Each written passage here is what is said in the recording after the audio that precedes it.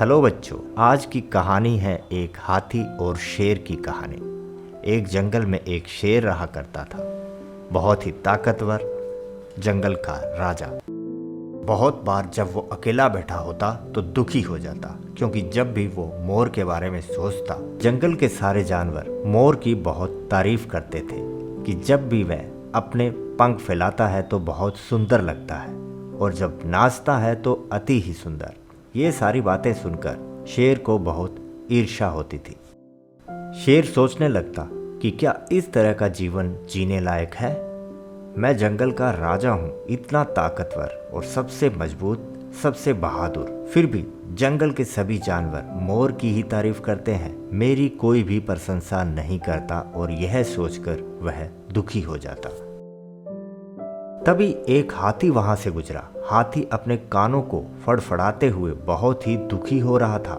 यह देखकर शेर ने हाथी से पूछा कि भाई, तेरा शरीर तो इतना बड़ा है और तू बहुत ताकतवर भी है, फिर भी तू क्यों दुखी है? तुझे कोई परेशानी है? क्या कोई ऐसा जानवर है जिससे तुझे ईर्ष्या हो रही है या जो तुझे नुकसान पहुंचा सकता है? यह सुनकर हाथी ने कहा कि जंगल का सबसे छोटा जानवर मुझ जैसे विशालकाय और ताकतवर जानवर को परेशान कर सकता है। शेर ने आश्चर्यचकित होते हुए पूछा कि ऐसा कौन सा जानवर है जो तुझे भी परेशान कर सकता है?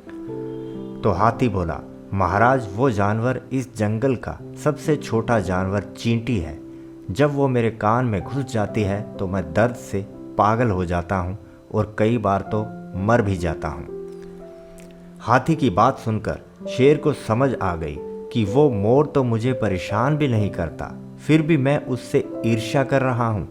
ईश्वर ने सभी प्राणियों को अलग अलग खूबियाँ और कमियाँ दी हैं और सारी खूबियाँ एक प्राणी में नहीं हो सकती। शेर समझ गया कि सबसे मजबूत जीवों में भी कुछ कमियाँ होती हैं और कुछ खूबियाँ भी। शेर को अब आत्मविश्वास प्राप्त हो चुका था और शेर ने निर्णय लिया कि वह कभी भी किसी से भी ईर्ष्या नहीं करेगा।